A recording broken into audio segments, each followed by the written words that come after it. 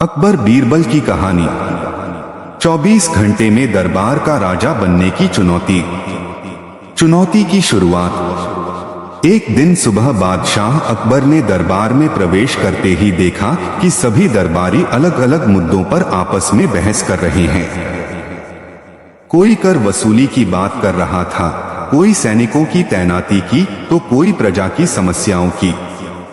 अकबर ने सबकी बातें ध्यान से सुनी और मुस्कुराते हुए बोले, आज मैं सोच रहा हूं कि बीरबल को एक दिन के लिए इस दरबार का राजा बना दिया जाए। यह देखना रोचक होगा कि जब सारी जिम्मेदारी इनके कंधों पर होगी तो ये किस तरह फैसले लेते हैं। दरबार में खुसर फुसर शुरू हो गई। कुछ दरबारी जिन्हें बीरबल से ईर्ष्या थी, वे यह सोचकर प्रसन्न हुए कि अब शायद बीरबल फंस जाएंगे और अपनी बुद्धिमानी का भ्रम टूट जाएगा।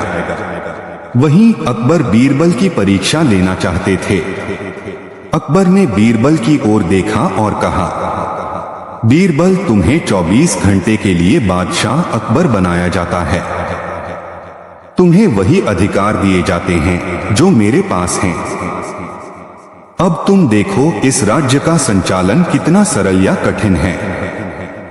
बीरबल हाथ जोड़कर बोले, जहां पनाह आपकी दया है, जो आपने यह विश्वास दिखाया, मैं पूरी निष्ठा से इस जिम्मेदारी को निभाऊंगा। पहला निर्णय, कर वसूली की समस्या। जैसे ही बीरबल ने राजा की गद्दी संभाली, पहला मामला कर वसूली का आया। किसानों ने शिकायत की कि सूखे की वजह से उनकी फसल बर्बाद हो गई है और वे पूरा कर नहीं दे पा रहे। दरबार में मौजूद कई अमीर सूबेदारों ने कहा, हुजूर, यदि कर माफ कर दिया गया तो राज्य की आमदनी घट जाएगी और खजाना खाली हो जाएगा।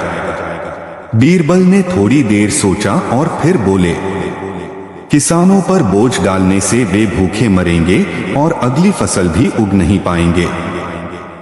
जिन इलाकों में सूखा पड़ा है वहां आधा कर माफ किया जाएगा। साथ ही राज्य के गोदामों से अनाज निकालकर उन्हें सहायता दी जाएगी। इसका खर्च दरबार के अमीरों और जागीरदारों से विशेष कर लगाकर वसूला जाएगा। यह सुनकर किसान खुश हो गए और अमीर दरबारी तिलमिला उठे, परंतु सभी को निर्णय मानना पड़ा। दूसरा निर्णय, सैनिकों की शिकायत। दोपहर को सैनिकों का एक दल दरबार में आया। उन्होंने कहा कि महीनों से उनकी तनख्वाह समय पर नहीं मिल रही। बीरबल ने खजांची से कारण पूछा। खजांची ने बताया कि कई अमीर जागीरदार और व्यापारी कर जमा नहीं कर रहे। बीरबल ने आदेश दिया, जो भी कर नहीं चुकाता उसकी जागीर अस्थायी रूप से जब्त कर ली जाए और उसका आधा हिस्सा सैनिकों के वेतन में लगाया जाए। सेना मजबूत होगी तो राज्य सुरक्षित रहेगा। सैनिक झूम उठे। उनकी आंखों में पहली बार आशा की किरण दिखी। तीसरा निर्णय, प्रजा की शिकायतें सुनना। शाम तक बीरबल ने प्रजा के लिए खुला दरबार लगाया। कई साधारण लोग अपनी समस्याएं लेकर आए। एक औरत रोती हुई आई और बोली कि उसका पड़ोसी उसकी जमीन पर कब्जा करना चाहता है। एक व्यापारी बोला कि चोरों ने उसका माल लूट लिया, लेकिन पुलिस ने कोई कार्रवाई नहीं की। एक बूढ़ा किसान बोला कि उसके बेटे को झूठे मुकदमे में फंसाया जा रहा है। बीरबल ने हर मामले को ध्यान से सुना। उन्होंने आदेश दिया कि जो भी झूठा मुकदमा करता है उसे दोगुनी सजा मिले। पुलिस अधिकारियों को चेतावनी दी कि वे प्रजा की रक्षा करें, अन्यथा उन्हें पद से हटा दिया जाएगा। प्रजा खुशी खुशी दरबार से लौटी और सब कहने लगे, वाह, बीरबल सच्चे राजा की तरह न्याय कर रहे हैं। चौथा निर्णय, दरबारियों की परीक्षा। अब बारी आई दरबारियों की। अकबर के कुछ खास दरबारी बीरबल को अपमानित करने का अवसर ढूंढ रहे थे। वे बोले, हुजूर, राजा होना इतना आसान नहीं है। हर बात में न्याय करना ही सब कुछ नहीं होता। असली कसौटी तब है जब राज्य के खजाने का उपयोग करना हो। बीरबल मुस्कुराए और बोले, ठीक है, मैं एक परीक्षा लेता हूं। हर दरबारी अपने निजी धन का 10वां हिस्सा राज्य के भंडार में जमा कराए। यही धन प्रजा की भलाई में लगेगा। यह सुनकर दरबारियों के चेहरे उतर गए, परंतु आदेश का पालन करना उनकी मजबूरी थी। 5वां निर्णय, कला और विद्वानों का सम्मान। रात को बीरबल ने दरबार में कवियों और कलाकारों को बुलवाया। उन्होंने कहा, राज्य तभी महान होता है जब यहाँ कला और विद्या का सम्मान हो। उन्होंने गरीब कवियों और कलाकारों को इनाम दिया और उन्हें सम्मानित किया। इससे दरबार का वातावरण खुशनुमा हो गया। अकबर की प्रतिक्रिया। पूरा दिन बीरबल ने निष्ठा और बुद्धिमानी से फैसले दिए। अकबर दूर बैठकर सब कुछ देख रहे थे। उन्हें आश्चर्य हुआ कि बीरबल कितनी सहजता से हर समस्या का समाधान कर रहे हैं। रात को अकबर ने दरबारियों से पूछा, तो दरबारियों, बताओ बीरबल ने कैसा राजकाज चलाया? कुछ दरबारी जिनके स्वार्थ प्रभावित हुए थे, वे बोले, हुजूर, बीरबल ने अमीरों से कर लिया और गरीबों को बांट दिया। इससे अमीर लोग नाराज हैं। कुछ दरबारी बोले, लेकिन प्रजा खुश है, सैनिक संतुष्ट हैं और कला विद्या को सम्मान मिला है। राज्य में न्याय की गूंज सुनाई दे रही है। अकबर ने मुस्कुराकर कहा, यही सच्चे राजा की पहचान है, जो प्रजा का हित सोचे, सैनिकों का मनोबल बढ़ाए और अन्याय को खत्म करे। अगली सुबह 24 घंटे पूरे होते ही बीरबल ने गद्दी अकबर को वापस सौंप दी और हाथ जोड़कर बोले, जहां पनाह, मैं तो आपका एक विनीत सेवक हूं। यह गद्दी आप ही को शोभा देती है। मैंने तो केवल आपका आदेश मानकर थोड़ी देर के लिए यह जिम्मेदारी निभाई। अकबर ने प्रसन्न होकर कहा, बीरबल, आज तुमने साबित कर दिया कि तुम केवल बुद्धिमान ही नहीं बल्कि न्यायप्रिय शासक भी हो सकते हो। यदि कभी तुम्हें सचमुच राज्य चलाना पड़े तो तुम निस्संदेह सफल रहोगे। फिर अकबर ने आदेश दिया कि बीरबल को राज्य रत्न की उपाधि दी जाए। निष्कर्ष, इस प्रकार बीरबल ने 24 घंटे की चुनौती को अपनी बुद्धि, विवेक और न्यायप्रियता से निभाया। इस कहानी से हमें यह शिक्षा मिलती है कि असली राजा वह नहीं होता जो सिंहासन पर बैठा हो, बल्कि वह होता है जो सबका भला सोचता हो, न्याय करता हो और राज्य को संतुलन से चलाए। अकबर बीरबल की कहानी। चुनौती का ऐलान। एक दिन सुबह का दरबार लगा था। कई दरबारी अलग अलग मामलों पर चर्चा कर रहे थे। कोई सेना की व्यवस्था की बात कर रहा था, कोई व्यापार के कर पर बहस कर रहा था, तो कोई प्रजा की शिकायतें सुना रहा था। अकबर सब सुनकर हल्की मुस्कान के साथ बोले, तुम सब कहते हो कि राज्य चलाना कितना कठिन है, तो क्यों न हम किसी और को एक दिन के लिए यह जिम्मेदारी सौंप दें। तब सबको पता चलेगा कि गद्दी पर बैठना केवल शान नहीं, भारी बोझ भी है। इतना कहकर अकबर ने बीरबल की ओर देखा और बोले, बीरबल, आज से अगले 24 घंटे के लिए तुम बादशाह हो। तुम्हें वही अधिकार दिए जाते हैं जो मेरे पास हैं। अब देखो तुम राजकाज कैसे चलाते हो। दरबार में खुसर फुसर मच गई। कुछ दरबारी जो बीरबल से ईर्ष्या रखते थे, मन ही मन हंसने लगे। उन्हें लगा कि अब बीरबल फंसेंगे और सबके सामने उनकी बुद्धि का पर्दा उठ जाएगा। बीरबल ने हाथ जोड़कर आदर से कहा, जहां पनाह, यह आपकी कृपा है। मैं पूरी निष्ठा और विवेक से इस जिम्मेदारी को निभाने की कोशिश करूंगा। पहला मामला, किसानों की पुकार। बीरबल जैसे ही गद्दी पर बैठे, किसानों का एक समूह दरबार में आया। वे दुखी स्वर में बोले, हुजूर, इस साल सूखा पड़ा है, हमारी फसल बर्बाद हो गई, लेकिन सूबेदार हमसे पूरा कर मांग रहे हैं, हम कैसे दें? कई दरबारी बोले, राज्य की आय का मुख्य स्रोत कर ही है, यदि कर माफ कर दिया गया तो खजाना खाली हो जाएगा। बीरबल ने शांति से उत्तर दिया, यदि किसानों पर बोझ बढ़ाया गया तो वे भूखों मरेंगे और अगली बार खेती कौन करेगा? राज्य की रीढ़ किसान ही हैं। इसलिए आदेश है कि जिन इलाकों में सूखा पड़ा है वहां आधा कर माफ किया जाए, साथ ही राज्य के भंडार से अनाज निकाला जाए और गरीब किसानों को दिया जाए। इस खर्च की पूर्ति अमीर जागीरदारों और व्यापारियों से विशेष कर लगाकर की जाएगी। किसानों की आंखें खुशी से चमक उठी। दरबारी भले नाराज हुए, लेकिन प्रजा की दुआएं बीरबल को मिली। दूसरा मामला, सैनिकों की शिकायत। दोपहर में सैनिकों का एक दल दरबार पहुंचा। उन्होंने बताया कि कई महीनों से उन्हें वेतन नहीं मिला। बीरबल ने खजांची को बुलवाया। खजांची बोला, हुजूर, कई अमीर व्यापारी और सूबेदार कर जमा नहीं कर रहे, इसी कारण तनख्वाह रुकी है। बीरबल ने कठोर स्वर में आदेश दिया, जो भी कर नहीं चुकाता उसकी जागीर जब्त कर ली जाए, उससे प्राप्त धन से तुरंत सैनिकों का वेतन दिया जाए।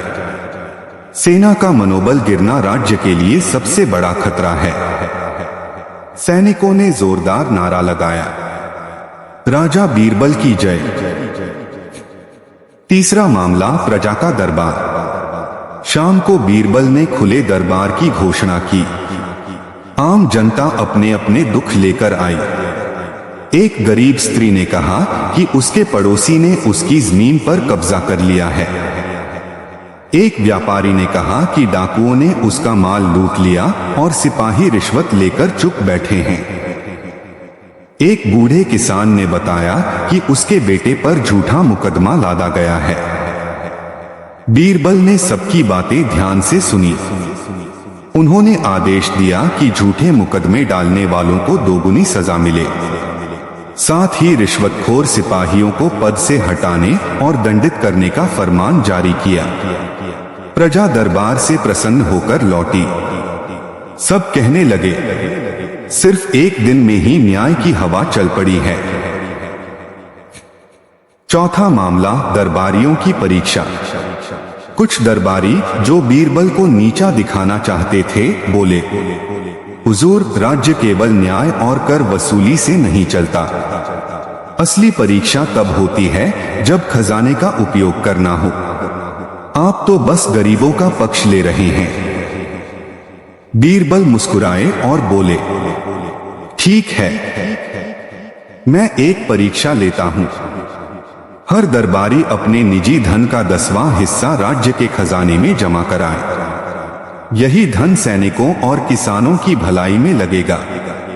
दरबारियों के चेहरे उतर गए, लेकिन आदेश मानना ही पड़ा।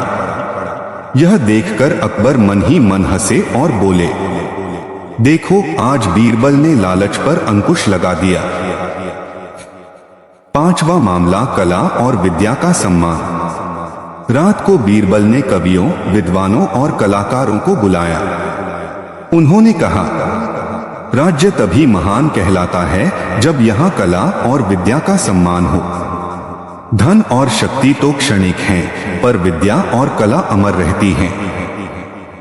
उन्होंने गरीब कवियों को इनाम दिया और कलाकारों को सम्मानित किया।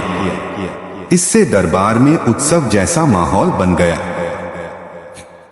छठा मामला, न्याय की अंतिम परीक्षा। अगले दिन सुबह 24 घंटे पूरे होने से पहले एक कठिन मामला आया। दो व्यापारी एक ही हीरे पर दावा कर रहे थे। दोनों कहते थे कि हीरा उन्हीं का है।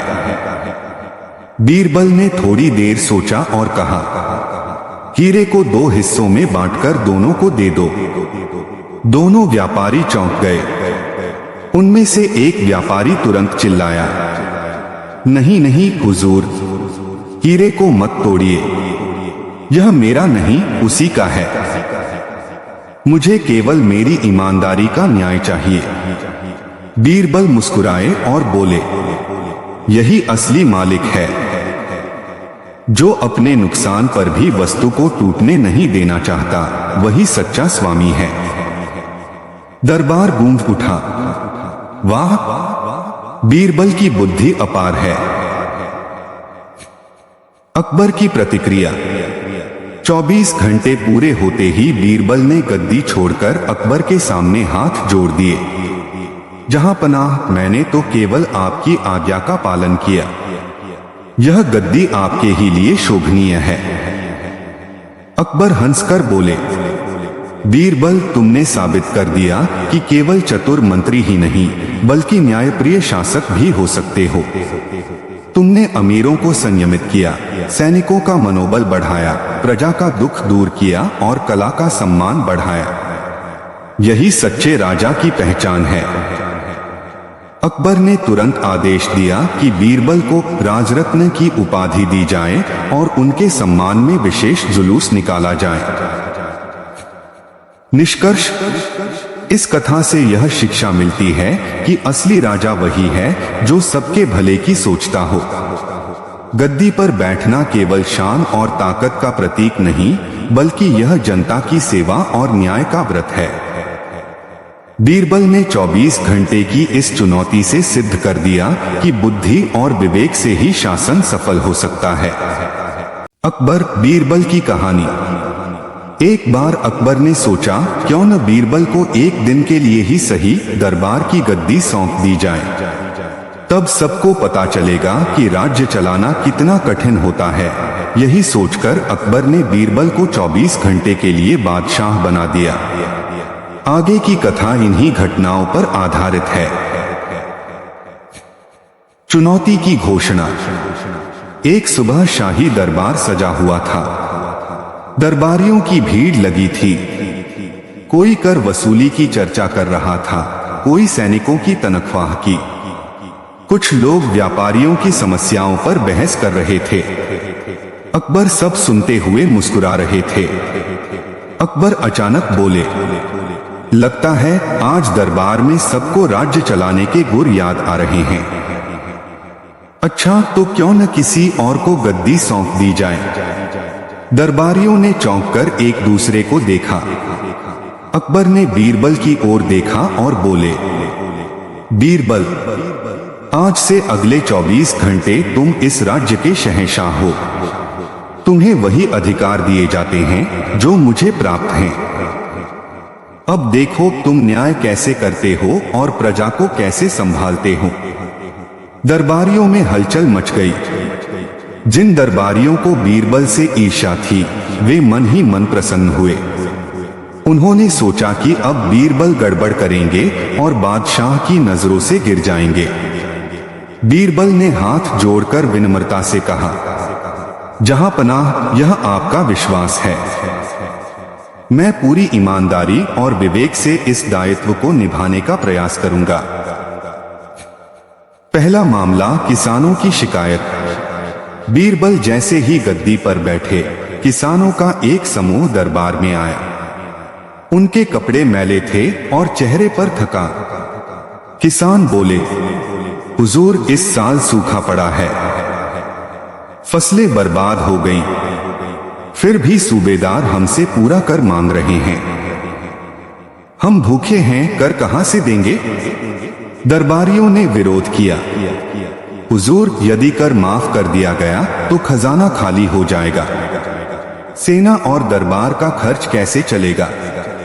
बीरबल ने गंभीर स्वर में कहा, यदि किसान ही जीवित नहीं रहेंगे तो अगली बार खेती कौन करेगा। राज्य की नींद किसान है। आथा आदेश है कि जिन इलाकों में सूखा पड़ा है वहां आधा कर माफ किया जाए। साथ ही राज्य के भंडार से अनाज निकाला जाए और किसानों को सहायता दी जाए। इस खर्च की भरपाई अमीर जागीरदारों और व्यापारियों से विशेष कर लगाकर की जाएगी। किसान खुशी से झूम उठे और दुआएं देते हुए लौटे। दूसरा मामला, सैनिकों की शिकायत। दोपहर को सैनिकों का एक दल दरबार में आया। उनका सेनापति बोला, हुजूर, महीनों से तनख्वाह नहीं मिली, सैनिक निराश हो रहे हैं। बीरबल ने खजांची से पूछा, वेतन क्यों रुका है? खजांची बोला, कुछ अमीर जागीरदार और व्यापारी कर जमा नहीं कर रहे, इसी कारण खजाना कमजोर पड़ा है। बीरबल ने दृढ़ आवाज में आदेश दिया, जो कर नहीं चुकाए उसकी जागीर तुरंत जब्त की जाए, उससे प्राप्त धन से सैनिकों का वेतन अदा किया जाए। सेना का मनोबल गिरना राज्य के लिए सबसे बड़ा खतरा है। सैनिकों ने जोर से नारा लगाया, राजा बीरबल की जय। तीसरा मामला, जनता का दरबार। शाम को बीरबल ने आम जनता के लिए दरबार खोला। एक गरीब महिला रोते हुए बोली, मेरे पड़ोसी ने मेरी जमीन पर कब्जा कर लिया है, न्याय दीजिए। एक व्यापारी बोला, डाकुओं ने मेरा माल लूट लिया, पुलिस ने रिश्वत लेकर चुप्पी साध ली। एक बूढ़ा किसान बोला, मेरे बेटे को झूठे मुकदमे में फंसा दिया गया है। बीरबल ने ध्यानपूर्वक सुना और आदेश दिए, जिसने झूठा मुकदमा किया है उसे दोगुनी सजा मिले। रिश्वतखोर सिपाही तुरंत पद से हटाए जाएं और दंडित हों। प्रजा की रक्षा में लापरवाही बर्दाश्त नहीं होगी। जनता न्याय पाकर प्रसन्न होकर लौटी। दरबार में चर्चा होने लगी कि बीरबल सचमुच न्यायप्रिय शासक हैं। चौथा मामला, दरबारियों की चाल। कुछ दरबारी जो बीरबल से जलते थे आपस में फुसफुसाए, बीरबल तो किसानों और सैनिकों को खुश कर रहे हैं, पर असली परीक्षा तब होगी जब खजाने का उपयोग करना पड़ेगा। उन्होंने दरबार में आवाज उठाई, हुजूर, न्याय करना आसान है, लेकिन खजाने का संतुलन बनाना कठिन। आप तो बस गरीबों को बांट रहे हैं। बीरबल मुस्कुराए और बोले, अच्छा, तो मैं आप सबकी परीक्षा लेता हूं। आदेश है कि हर दरबारी अपने निजी धन का 10वां हिस्सा राज्य के खजाने में जमा करे। यही धन सैनिकों और किसानों की भलाई में लगेगा। यह सुनकर दरबारियों के चेहरे उतर गए, पर आदेश मानना ही पड़ा। अकबर, जो पर्दे के पीछे सब देख रहे थे, मन ही मन हंसे और बोले, देखो बीरबल ने लालच पर कैसे लगाम लगाई। पांचवा मामला, कला और विद्या का सम्मान। रात को बीरबल ने कवियों, विद्वानों और कलाकारों को दरबार में बुलवाया। उन्होंने कहा, राज्य तभी महान होता है जब यहाँ कला और विद्या का सम्मान हो। धन और शक्ति नश्वर हैं, लेकिन विद्या और कला अमर रहती हैं। उन्होंने गरीब कवियों को इनाम दिया और कलाकारों को सम्मानित किया। दरबार का वातावरण संगीत और काव्य से गूंज उठा। उपस्थित सभी लोग आनंदित हो गए। छठा मामला, न्याय की कठिन परीक्षा। सुबह होते ही एक बड़ा विवाद सामने आया। दो व्यापारी एक ही हीरे पर दावा कर रहे थे। दोनों कह रहे थे, यह हीरा मेरा है। बीरबल ने थोड़ी देर सोचा और कहा, हीरे को 2 हिस्सों में काटकर दोनों को दे दो। एक व्यापारी तुरंत चिल्लाया, नहीं नहीं हुजूर, हीरे को मत काटिए, यह मेरा नहीं उसी का है। मैं अपना नुकसान सह लूंगा, पर हीरे को टूटते नहीं देख सकता। बीरबल मुस्कुराए और बोले, यही असली मालिक है। जो अपने स्वार्थ पर हीरे की रक्षा चाहता है वही सच्चा स्वामी है। दरबार गूंज उठा। वाह, बीरबल की बुद्धि अद्वितीय है। अकबर की प्रतिक्रिया।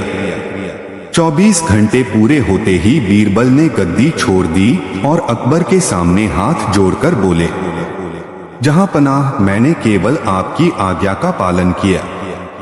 यह गद्दी आपको ही शोभा देती है।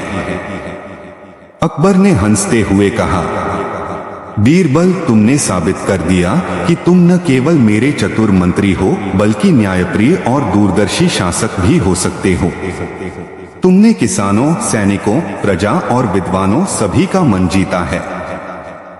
यही सच्चे राजा की पहचान है। अकबर ने घोषणा की, बीरबल को राजरत्न की उपाधि दी जाती है और उनके सम्मान में विशेष जुलूस निकाला जाए। दरबार बीरबल की जय के नारों से गूंज उठा।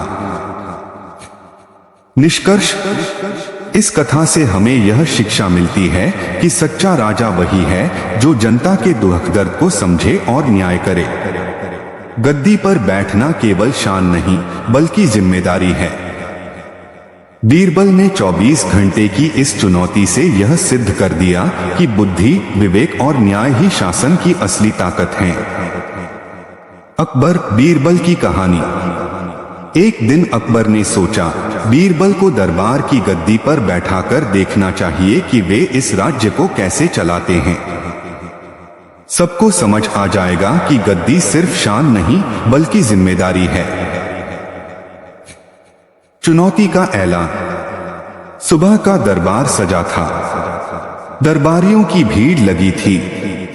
कोई कर वसूली पर बहस कर रहा था, कोई सेना की व्यवस्था पर। अकबर सब सुनते रहे और फिर बोले, आज मुझे लगता है कि सबको राज्य चलाना आता है।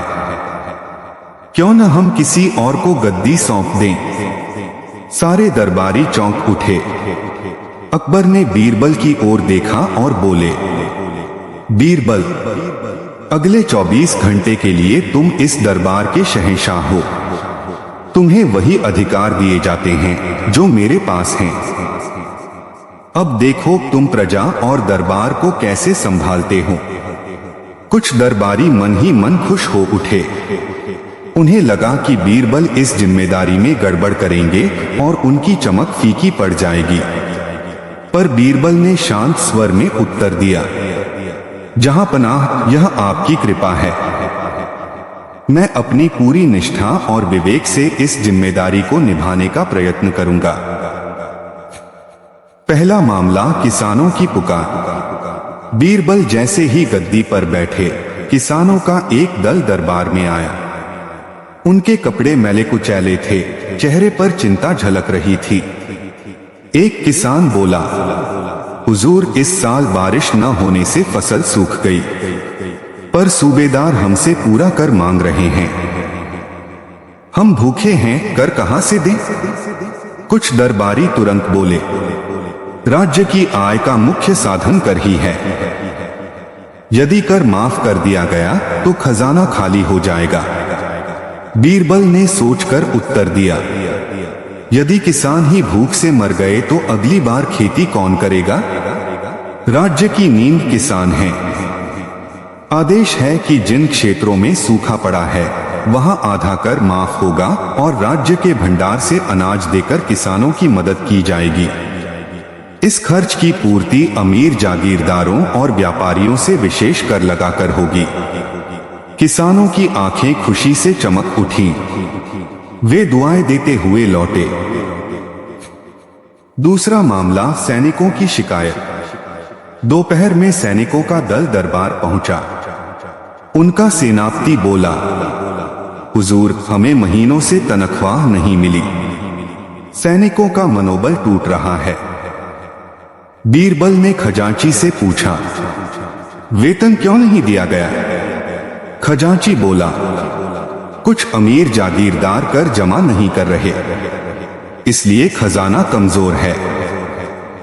बीरबल ने कठोर स्वर में आदेश दिया, जो कर नहीं चुकाए उसकी जागीर जब्त की जाए। उससे प्राप्त धन से सैनिकों का वेतन दिया जाए।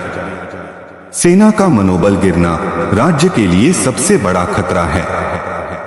सैनिकों ने जोर से नारा लगाया, राजा बीरबल की जय। तीसरा मामला, जनता का दरबार। शाम को बीरबल ने जनता के लिए खुला दरबार लगाया। एक स्त्री रोते हुए बोली, मेरे पड़ोसी ने मेरी जमीन पर कब्जा कर लिया है। एक व्यापारी बोला, डाकुओं ने मेरा माल लूट लिया और सिपाही रिश्वत लेकर चुप्पी साधे बैठे हैं। एक बूढ़ा किसान बोला, मेरे बेटे को झूठे मुकदमे में फंसा दिया गया है। बीरबल ने सबकी बातें ध्यान से सुनी और आदेश दिया, झूठा मुकदमा करने वाले को दोगुनी सजा मिले। रिश्वतखोर सिपाही तुरंत पद से हटाए जाए। पुलिस का काम जनता की रक्षा है, लूटना नहीं। बूढ़े किसान के बेटे की तुरंत जांच हो और यदि निर्दोष हो तो उसे सम्मान के साथ मुक्त किया जाए। प्रजा संतुष्ट होकर लौटी और सब कहने लगे, बीरबल सचमुच न्यायप्रिय शासक हैं। चौथा मामला, दरबारियों की परीक्षा। कुछ दरबारी जो बीरबल से ईर्ष्या रखते थे बोले, हुजूर, आप किसानों और सैनिकों को खुश कर रहे हैं, पर असली चुनौती खजाने के प्रबंधन की है। बीरबल ने मुस्कुराकर कहा, ठीक है, आदेश है कि हर दरबारी अपने निजी धन का 10वां हिस्सा राज्य के खजाने में जमा करे। यह धन प्रजा और सेना की भलाई में लगेगा। दरबारियों के चेहरे उतर गए, लेकिन आदेश मानना उनकी मजबूरी थी। अकबर, जो पर्दे के पीछे सब देख रहे थे, मन ही मन प्रसन्न हुए। पांचवा मामला, विद्वानों और कलाकारों का सम्मान। रात को बीरबल ने कवियों और कलाकारों को बुलाया। उन्होंने कहा, राज्य केवल धन और सेना से महान नहीं होता, बल्कि विद्या और कला से भी महान बनता है।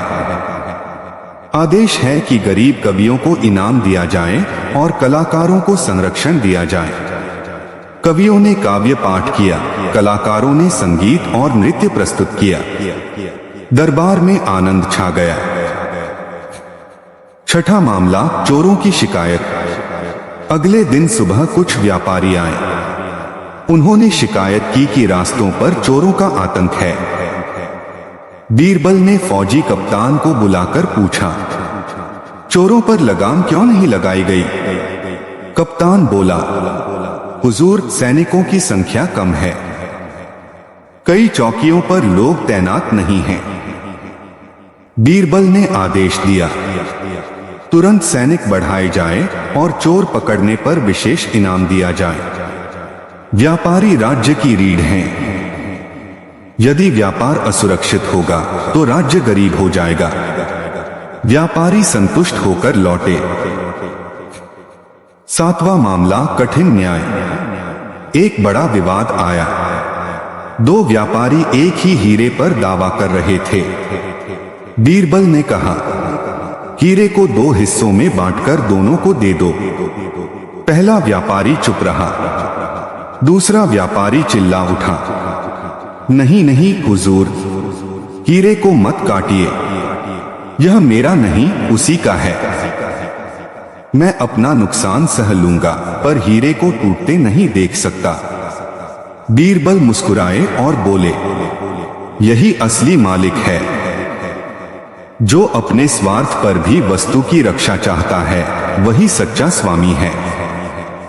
दरबार गूंज उठा, वाह, बीरबल की बुद्धि अपार है। आठवां मामला, गरीब भिक्षुक का प्रश्न। एक भिक्षुक दरबार में आया और बोला, हुजूर, लोग मुझे तुच्छ समझते हैं, क्या मैं भी इस राज्य का हिस्सा हूं? बीरबल ने कहा, हर नागरिक राज्य का हिस्सा है। आदेश है कि ऐसे सभी अपंग और असहाय लोगों को राज भंडार से सहायता दी जाए। राज्य का वैभव तभी सार्थक है जब सबसे कमजोर व्यक्ति भी सुरक्षित और संतुष्ट हो। अकबर की प्रतिक्रिया। 24 घंटे पूरे होने पर बीरबल ने गद्दी छोड़कर अकबर से कहा, जहां पनाह, मैंने केवल आपकी आज्ञा का पालन किया, यह गद्दी आपके ही योग्य है। अकबर हंसकर बोले, बीरबल, तुमने साबित कर दिया कि तुम न केवल मेरे चतुर मंत्री हो, बल्कि न्यायप्रिय और दूरदर्शी शासक भी हो सकते हो। तुमने किसानों, सैनिकों, व्यापारियों, प्रजा, कलाकारों और असहायों सबका भला किया। यही सच्चे राजा की पहचान है। अकबर ने घोषणा की, बीरबल को राजरत्न की उपाधि दी जाती है। उनके सम्मान में विशेष जुलूस निकाला जाए। दरबार बीरबल की जय के नारों से गूंज उठा। एक दिन सुबह सुबह दरबार की घंटी बजी। सैनिकों ने सूचना दी कि 3 अजनबी लोग राजमहल के द्वार पर खड़े हैं। उनके चेहरे पूरी तरह नकाब से ढके हुए हैं। किसी ने भी उनकी पहचान नहीं की। जब सैनिकों ने उनसे नाम और आने का कारण पूछा तो वे मुस्कुराए और बोले, हम अपनी पहचान उजागर नहीं कर सकते, पर हम सम्राट अकबर से मिलना चाहते हैं। हमारी समस्या केवल वही हल कर सकते हैं, और यदि किसी ने हमारी असली पहचान बता दी तो हम उसका आजीवन ऋणी रहेंगे। सैनिकों ने यह खबर दरबार में पहुंचाई। अकबर को यह सुनकर उत्सुकता हुई। उन्होंने आदेश दिया, उन्हें अंदर लाया जाए। कुछ ही क्षणों में 3 नकाबपोश दरबार के बीच खड़े थे। उनकी वेशभूषा भले ही साधारण लग रही थी, लेकिन चाल ढाल और आत्मविश्वास से वे किसी साधारण व्यक्ति जैसे नहीं लग रहे थे। अकबर का आदेश। अकबर ने उनसे पूछा, तुम लोग कौन हो? नकाब क्यों पहना है? पहले नकाबपोश ने गहरी आवाज में कहा, जहां पनाह, हमारी पहचान प्रकट करना हमारे लिए अभी संभव नहीं है, पर हमें विश्वास है कि इस धरती पर यदि कोई हमें पहचान सकता है तो वह आपके दरबार का सबसे महान बुद्धिमान व्यक्ति बीरबल ही है। अकबर ने बीरबल की ओर देखा और मुस्कुराए, तो बीरबल, आज तुम्हारे सामने नई चुनौती है। तीनों की असली पहचान तुम्हें बतानी होगी। दरबारियों ने कानाफूसी शुरू कर दी। सभी को विश्वास था कि बीरबल पल भर में सच्चाई उजागर कर देंगे, लेकिन बीरबल गंभीर हो गए। उन्होंने नकाबपोशों को ध्यान से देखा। उनकी चाल, खड़े होने का अंदाज, बोलने का लहजा, सब कुछ बहुत साधारण और साथ ही रहस्यमय था। पहली जांच। बीरबल ने सबसे पहले एक चतुराई भरा खेल खेला। उन्होंने कहा, जहां पनाह, इन तीनों को दरबार के अलग अलग कोनों में बिठा दिया जाए। मैं इन्हें कुछ सामान्य प्रश्न पूछूंगा। अकबर ने अनुमति दी। सैनिकों ने तीनों को अलग अलग जगह बैठा दिया। बीरबल पहले नकाबपोश के पास पहुंचे और बोले, आपका भोजन में सबसे प्रिय व्यंजन कौन सा है? वह व्यक्ति बोला, सादा खिचड़ी। बीरबल मुस्कुराए। फिर दूसरे नकाबपोश के पास गए, आपकी प्रिय गंध कौन सी है? उसने उत्तर दिया, चंदन की सुगंध। फिर तीसरे के पास जाकर बोले, आपको कौन सा संगीत सबसे प्रिय है? उसने कहा, पखावज की था। बीरबल ने तीनों के उत्तर सुने और गंभीर हो गए। ये उत्तर किसी साधारण किसान, साधु या कलाकार के भी हो सकते थे। अभी कोई स्पष्ट संकेत नहीं मिला। बीरबल की चालाकी। बीरबल ने सोचा कि यदि सीधे प्रश्नों से बात नहीं बन रही तो उन्हें अप्रत्यक्ष रूप से परखना होगा। उन्होंने एक योजना बनाई। उन्होंने अकबर से कहा, जहां पनाह, मैं चाहता हूं कि तीनों नकाबपोशों को कुछ काम दिए जाएं। इन कामों के दौरान ही उनकी पहचान प्रकट हो सकती है। अकबर ने सहमति जताई। पहला काम। पहले नकाबपोश को कहा गया कि वह महल के बगीचे में जाकर वहां की देखभाल करे।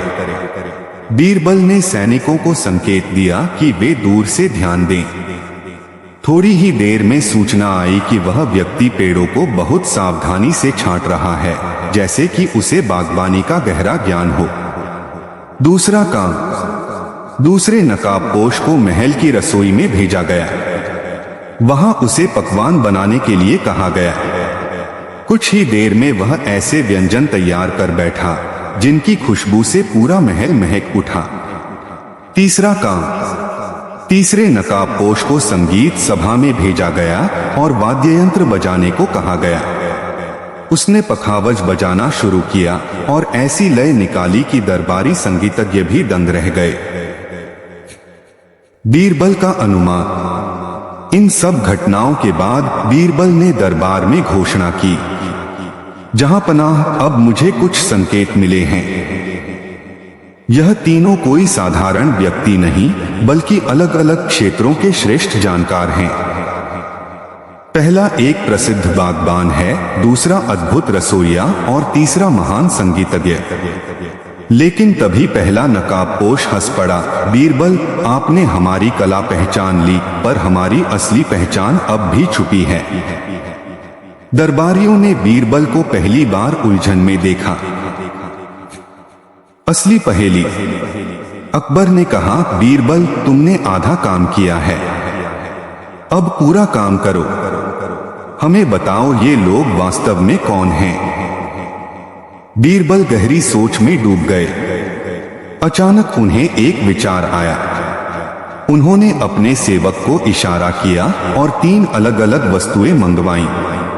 1 मिट्टी का एक छोटा पौधा, 2 राजभोग का थाल, 3 एक नाद पखावज।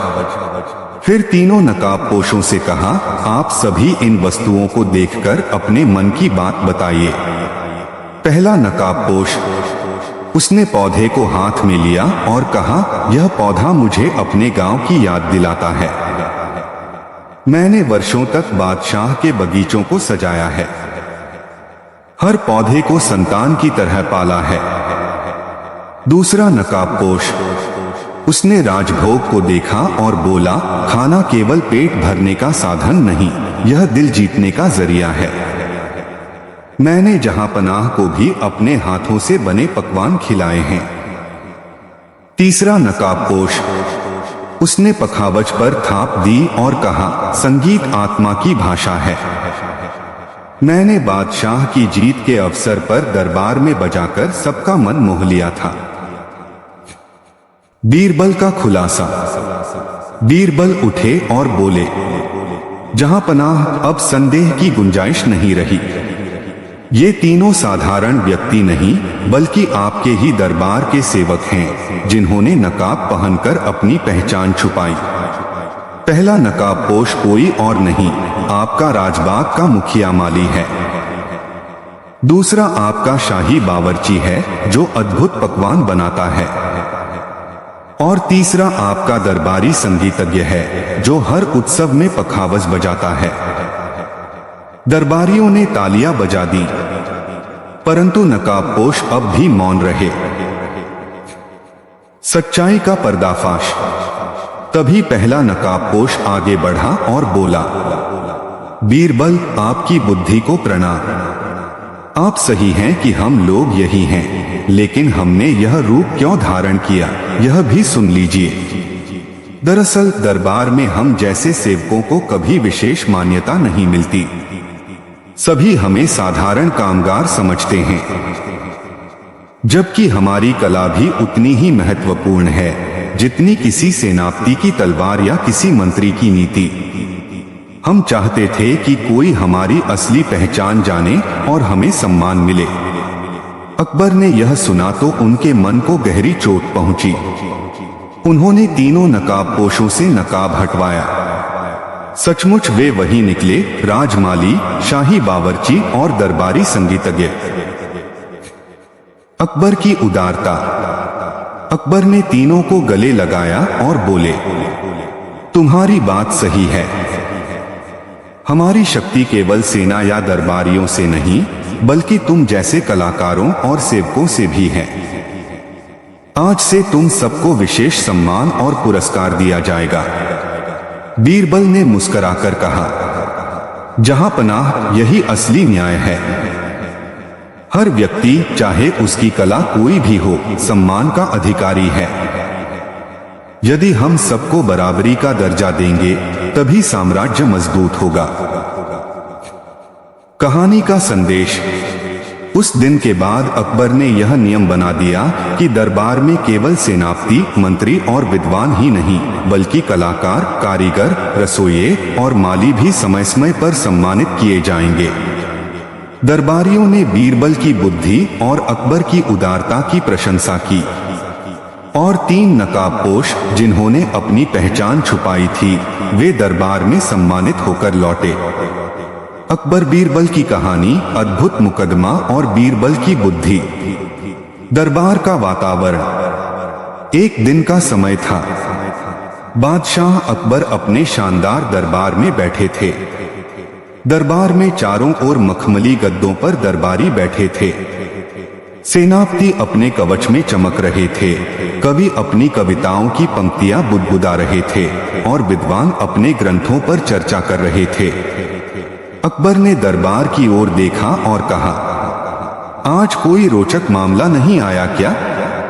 बीरबल, क्या तुम चुपचाप बैठे हो? तुम्हारी चतुराई के बिना तो दरबार अधूरा लगता है। बीरबल मुस्कुराए और बोले, जहां पनाह, आज निश्चिंत रहिए। चतुराई का अवसर अपने आप आ जाएगा। दुनिया में घटनाएं कभी रुकती नहीं। इतने में ही दरबार के बाहर से कोलाहल सुनाई दिया। सैनिकों ने भीतर आकर सूचना दी, जहां पनाह, बाहर 2 व्यक्ति झगड़ते हुए आए हैं। दोनों अपने आप को सही बता रहे हैं और आपकी शरण में न्याय मांग रहे हैं। अकबर ने उत्सुक होकर कहा, उन्हें तुरंत अंदर लाओ। मुकदमे की शुरुआत। कुछ ही देर में 2 व्यक्ति दरबार में उपस्थित हुए। दोनों साधारण वेशभूषा में थे। एक किसान जैसा लग रहा था और दूसरा व्यापारी जैसा। दोनों के चेहरे पर गुस्सा और नाराजगी साफ झलक रही थी। अकबर ने गंभीर स्वर में पूछा, कहो, तुम लोग कौन हो और क्यों झगड़ रहे हो? पहला व्यक्ति बोला, जहां पनाह, मैं गांव का किसान हूं। यह व्यक्ति मेरा पड़ोसी व्यापारी है। इसने मेरे खेत से उपजा अनाज धोखे से अपने घर पहुंचा दिया है और अब दावा करता है कि यह उसका है। दूसरा व्यक्ति तुरंत बोल पड़ा, नहीं जहां पनाह, यह झूठ कहता है। मैंने यह अनाज अपने पैसों से खरीदा है। इसका खेत बंजर है, इसमें उपज ही कहाँ होती है। यह लालच में आकर मेरे अनाज पर दावा कर रहा है। दरबार में खुसर फुसर शुरू हो गई। मामला उलझा हुआ था। दोनों की बातें सुनकर लग रहा था कि दोनों ही अपने को सही साबित करना चाहते हैं। अकबर ने कुछ देर सोचा और फिर बीरबल की ओर मुड़कर कहा, बीरबल, अब तुम्हारी बुद्धि की परीक्षा का समय आ गया है। तुम्हें पता लगाना होगा कि सच कौन कह रहा है और झूठ कौन। बीरबल की जांच पड़ताल। बीरबल ने दोनों व्यक्तियों को ध्यान से देखा। उनकी आंखों, चाल और बोलने के तरीके से कुछ अंदाजा लगाया, परंतु इतना काफी नहीं था। उन्होंने कहा, जहां पनाह, यदि आप अनुमति दें तो मैं इस मामले की तहकीकात अपने तरीके से करूं। अकबर ने सहमति दी। बीरबल ने सबसे पहले दोनों व्यक्तियों से कहा, तुम दोनों घर जाकर वह अनाज लाओ जिस पर विवाद है। उसे हम दरबार में देखेंगे। कुछ समय बाद दोनों ने अनाज की बोरियां दरबार में रख दी। बोरियों को देखकर सभी ने कहा कि यह सामान्य गेहूं है, लेकिन बीरबल की पैनी निगाह तुरंत कुछ ढूंढने लगी। बीरबल का पहला उपाय। बीरबल ने दरबारी सैनिकों से कहा कि वे कुछ मुर्गियां लाएं। जब मुर्गियां लाई गईं, तो बीरबल ने आदेश दिया, इन मुर्गियों को दोनों बोरियों का थोड़ा थोड़ा अनाज खिलाया जाए और देखा जाए कि वे किस अनाज को ज्यादा पसंद करती हैं। मुर्गियों को जैसे ही अनाज खिलाया गया, वे एक बोरी की ओर ज्यादा आकर्षित हुई और बार बार उसी में से दाने चुगने लगी। बीरबल ने मुस्कुराकर कहा, जहां पनाह, मुर्गियां कभी झूठ नहीं बोलती। यह अनाज उस उपजाऊ खेत का है जिसमें ताजगी और प्राकृतिक स्वाद है। दूसरी बोरी का अनाज बाजार से खरीदा हुआ है। अब दरबारियों को संदेह हुआ कि किसान सच कह रहा है। व्यापारी की चालाकी। लेकिन व्यापारी चुप बैठने वाला नहीं था। वह बोला, जहां पनाह, यह सब महज संयोग है। मैं कहता हूं कि यह अनाज मेरा ही है। मैं गवाही देने के लिए लोगों को ला सकता हूं। अकबर ने बीरबल की ओर देखा। बीरबल ने धीरे से कहा, जहां पनाह, मैं अंतिम जांच करना चाहता हूं, तब सच्चाई अपने आप सामने आ जाएगी। बीरबल की अंतिम परीक्षा। बीरबल ने आदेश दिया कि दोनों बोरी का अनाज लिया जाए और उससे थोड़े थोड़े पौधे उगाए जाएं। सैनिकों को तुरंत खेत में बीज बोने का आदेश हुआ। कुछ दिनों बाद जब पौधे उगे तो एक बोरी के पौधे हरे भरे और मजबूत निकले, जबकि दूसरी बोरी के पौधे कमजोर और आधे सूखे से रहे।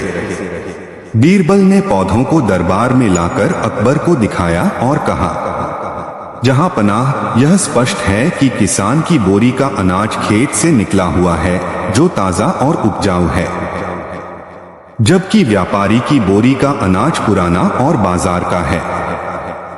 असली मालिक किसान ही है। दरबार में हर्ष की लहर दौड़ गई। किसान प्रसन्न हो गया और व्यापारी का चेहरा उतर गया। अकबर का फैसला। अकबर ने गंभीर स्वर में घोषणा की, व्यापारी, तुमने झूठ बोलकर दरबार को धोखा देने की कोशिश की। तुम्हें दंड दिया जाएगा और किसान, तुम्हें तुम्हारा हक वापस मिलता है। तुम्हारी ईमानदारी और परिश्रम की रक्षा हम करेंगे। किसान ने सिर झुकाकर धन्यवाद दिया। बीरबल की सीख। अकबर ने बीरबल से कहा, बीरबल, तुम्हारी बुद्धि सचमुच अद्भुत है। तुमने बिना किसी झूठी गवाही के केवल प्राकृतिक तरीकों से सच्चाई उजागर कर दी। मुझे गर्व है कि मेरे पास तुम्हारे जैसे मंत्री हैं। बीरबल ने मुस्कुराते हुए उत्तर दिया, जहां पनाह, सत्य हमेशा प्रकृति की गोद में छिपा रहता है। हमें बस धैर्य और बुद्धि से उसे उजागर करना होता है। परिणाम। इस घटना के बाद दरबार में एक नया नियम बना कि किसी भी विवाद को सुलझाने में केवल गवाहों और शब्दों पर नहीं, बल्कि तर्क और प्रमाण पर ध्यान दिया जाएगा। किसान को उसके खेत का अनाज वापस मिला और उसे अतिरिक्त इनाम भी दिया गया। व्यापारी को दंडित किया गया ताकि भविष्य में कोई और दरबार के साथ छल करने का साहस न करे। कहानी का संदेश। यह कहानी हमें यह सिखाती है कि एक, सत्य को केवल शब्दों से नहीं बल्कि प्रमाणों से परखा जाना चाहिए। 2, बुद्धि और धैर्य से बड़ी समस्या सुलझाई जा सकती है।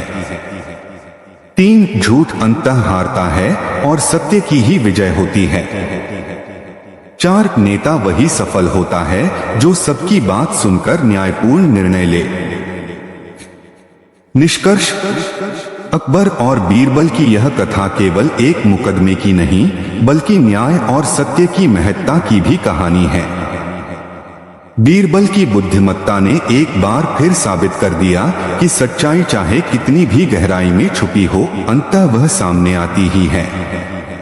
अकबर बीरबल की कहानी। अनोखा मुकदमा और न्याय की कसौटी।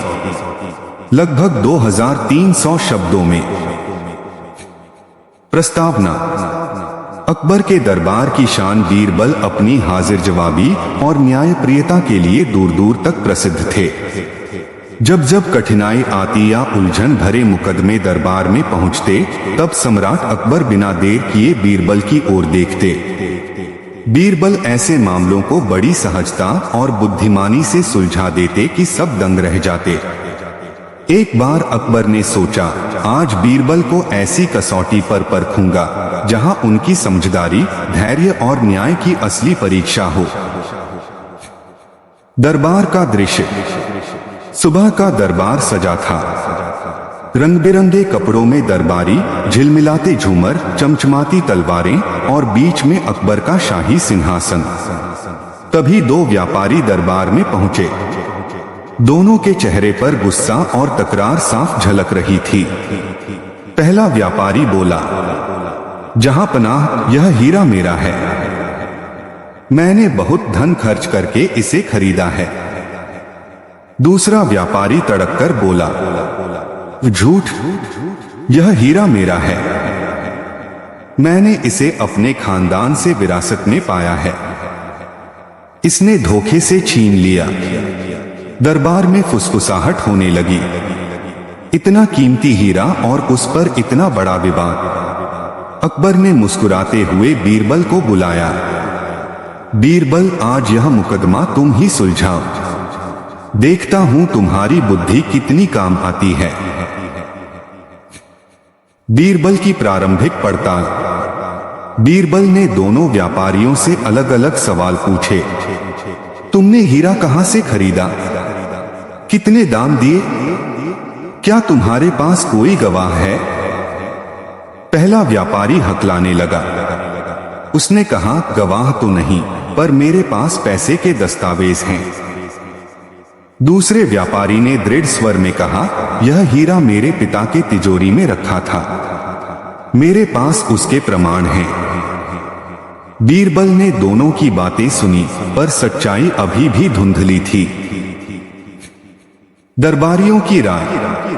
कुछ दरबारियों ने तुरंत राय दी, जहां पनाह, सबसे आसान उपाय है कि हीरा शाही खजाने में जमा कर दिया जाए, किसी को न मिले।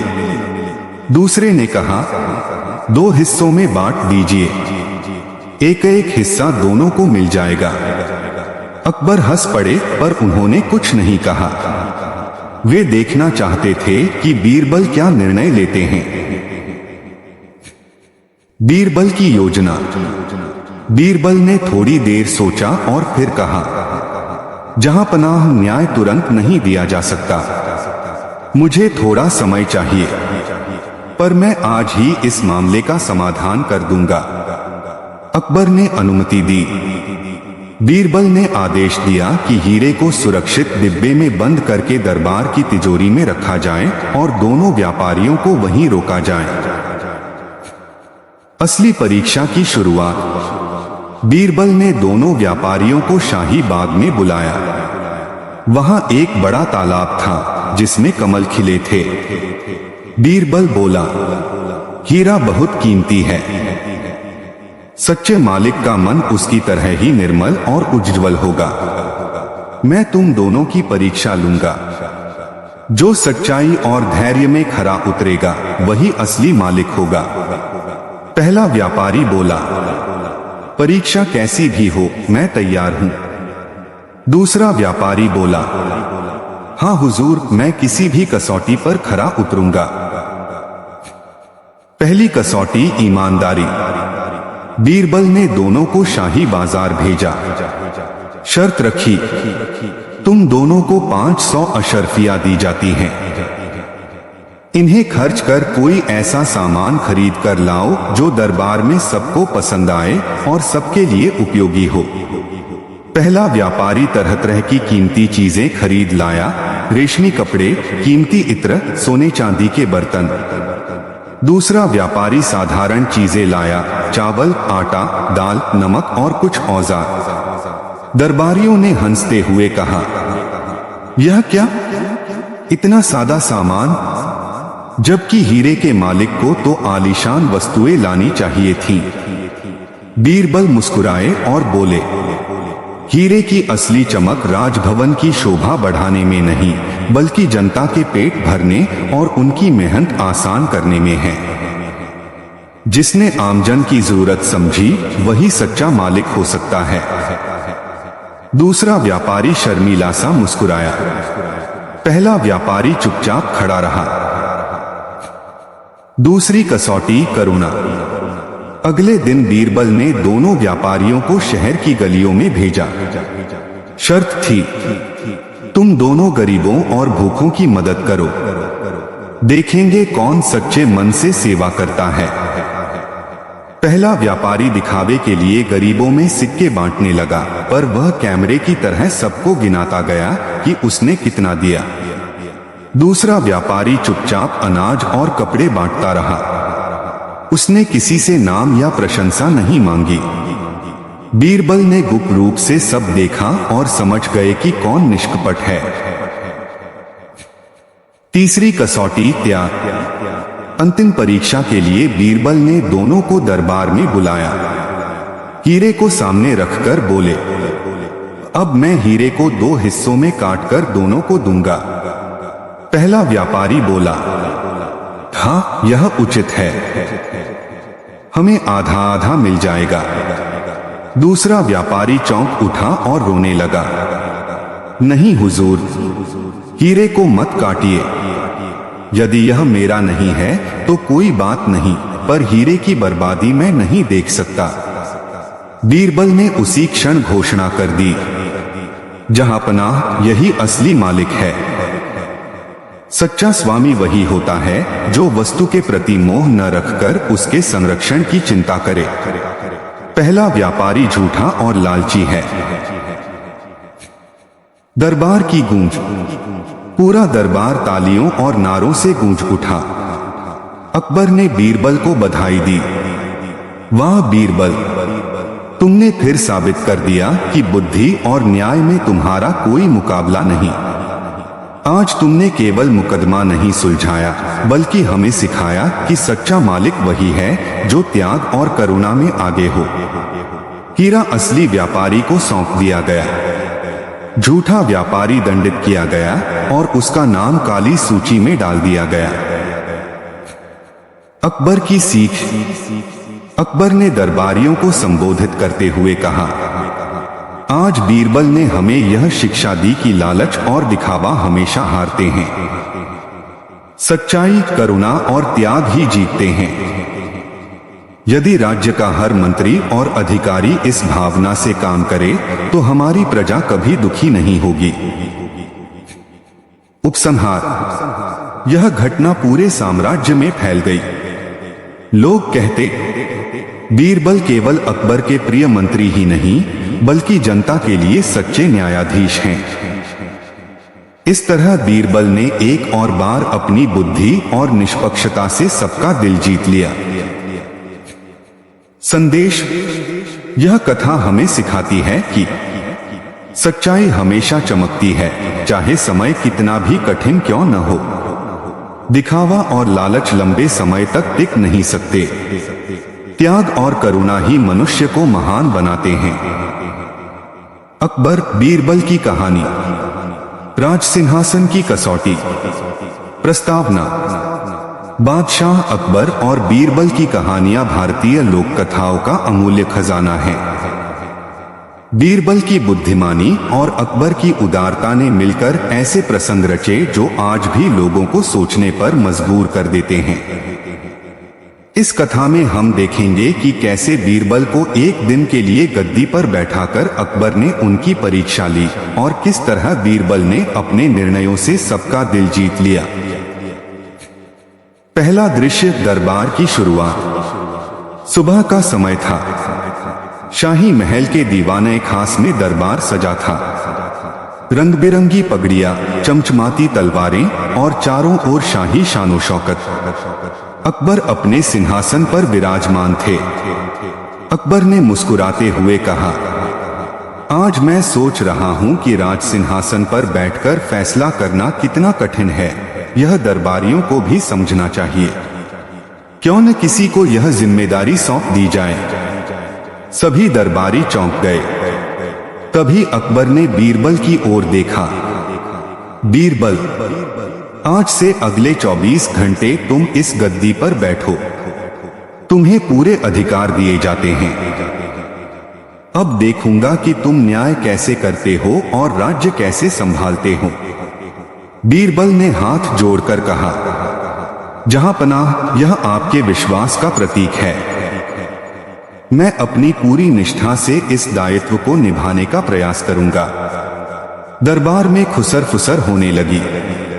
कुछ दरबारी मन ही मन खुश थे, अब बीरबल फंसेंगे और बादशाह की नजरों से गिर जाएंगे। पहला मामला, किसानों की पुकार। गद्दी पर बैठते ही बीरबल के सामने किसानों का एक समूह आया। उनके कपड़े मैले थे और चेहरों पर भूख की झलक। एक किसान बोला, हुजूर, इस साल बारिश कम हुई, हमारी फसलें सूख गईं, मगर सूबेदार हमसे पूरा कर मांग रहा है। हम भूखे हैं, कर कैसे दें? दरबारी बोले, यदि कर माफ कर दिया गया तो खजाना खाली हो जाएगा। सेना और प्रशासन का खर्च कौन उठाएगा? बीरबल ने शांत स्वर में कहा, यदि किसान ही जीवित न रहे तो अगली बार फसल कौन उगाएगा? किसान राज्य की रीढ़ हैं। आदेश है कि जिन क्षेत्रों में सूखा पड़ा है वहां आधा कर माफ किया जाए और अनाज भंडार से सहायता दी जाए। इस खर्च की भरपाई अमीर जागीरदारों और व्यापारियों से विशेष कर लगाकर होगी। किसान दुआएं देते हुए लौटे। दूसरा मामला, सैनिकों की समस्या। दोपहर में सैनिकों का दल दरबार में आया। सेनापति बोला, हुजूर, कई महीनों से तनख्वाह रुकी है। सैनिक निराश हो रहे हैं। खजांची बोला, कुछ जागीरदार और व्यापारी कर नहीं दे रहे, इसी कारण खजाना कमजोर है। बीरबल ने आदेश दिया, जो कर नहीं चुकाए उसकी जागीर तुरंत जब्त की जाए, उसी धन से सैनिकों का वेतन अदा किया जाए। सेना का मनोबल गिरना राज्य के लिए सबसे बड़ा खतरा है। सैनिकों ने नारे लगाए, राजा बीरबल की जय। तीसरा मामला, जनता का दरबार। शाम को बीरबल ने आम जनता के लिए दरबार खोला। एक गरीब महिला बोली, मेरे पड़ोसी ने मेरी जमीन पर कब्जा कर लिया है। एक व्यापारी बोला, डाकुओं ने मेरा माल लूट लिया, पुलिस रिश्वत लेकर चुप है। एक बूढ़ा किसान बोला, मेरे बेटे को झूठे मुकदमे में फंसा दिया गया। बीरबल ने ध्यान से सुना और आदेश दिए, झूठे मुकदमे करने वाले को दोगुनी सजा मिले। रिश्वतखोर सिपाही तुरंत पद से हटाए जाए। प्रजा की रक्षा में लापरवाही बर्दाश्त नहीं होगी। जनता खुशी से झूम उठी। चौथा मामला, दरबारियों की चाल। कुछ दरबारियों ने सोचा, बीरबल तो सबको खुश कर रहे हैं, पर असली परीक्षा होगी खजाने के प्रबंधन की। वे बोले, हुजूर, आप गरीबों में बांटते जा रहे हैं, इससे खजाना खाली हो जाएगा। बीरबल ने मुस्कुराते हुए कहा, यदि राज्य की भलाई के लिए सबको योगदान देना पड़े तो क्यों न दरबार से शुरुआत हो। आदेश है कि हर दरबारी अपने निजी धन का 10वां हिस्सा राज्य खजाने में जमा करे। दरबारी सकपका गए, पर आदेश मानना पड़ा। अकबर, जो पर्दे के पीछे सब देख रहे थे, मन ही मन हंसे। पांचवा मामला, कला और विद्या का सम्मान। रात को बीरबल ने कवियों, कलाकारों और विद्वानों को बुलाया। उन्होंने कहा, राज्य तभी महान होता है जब यहाँ कला और विद्या का सम्मान हो। धन और शक्ति नश्वर हैं, पर विद्या अमर है। उन्होंने गरीब कवियों को इनाम दिया और कलाकारों को सम्मानित किया। दरबार गीत संगीत से गूंज उठा। छठा मामला, अनोखा मुकदमा। अगली सुबह दो व्यापारी दरबार में आए। दोनों एक ही हीरे पर दावा कर रहे थे। पहला व्यापारी बोला, यह मेरा है, मैंने खरीदा है। दूसरा बोला, यह मेरे पिता की विरासत है। दरबारी बोले, हीरे को 2 हिस्सों में बांट दीजिए। बीरबल ने गंभीर स्वर में कहा, हीरे को 2 टुकड़ों में काटकर दोनों को दे दो। पहला व्यापारी बोला, हाँ ठीक है। दूसरा व्यापारी रो पड़ा, नहीं हुजूर, इसे मत काटिए, चाहे मुझे न मिले पर यह बर्बाद न हो। बीरबल बोले, यही असली मालिक है। दरबार गूंज उठा, वाह बीरबल। अकबर की वापसी। 24 घंटे पूरे हुए। बीरबल ने गद्दी छोड़ते हुए कहा, जहां पनाह मैंने केवल आपका आदेश निभाया। यह गद्दी आपको ही शोभा देती है। अकबर ने हंसते हुए कहा, बीरबल, तुमने साबित कर दिया कि तुम न केवल मेरे बुद्धिमान मंत्री हो बल्कि न्यायप्रिय शासक भी हो सकते हो।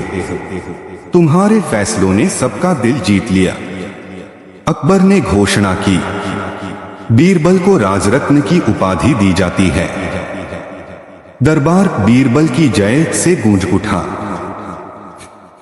निष्कर्ष, यह कथा हमें सिखाती है कि गद्दी पर बैठना केवल सम्मान नहीं, बड़ी जिम्मेदारी है। सच्चा शासक वही है जो किसानों, सैनिकों और आम जनता की भलाई सोचता है। न्याय, करुणा और त्याग ही शासन की असली ताकत हैं।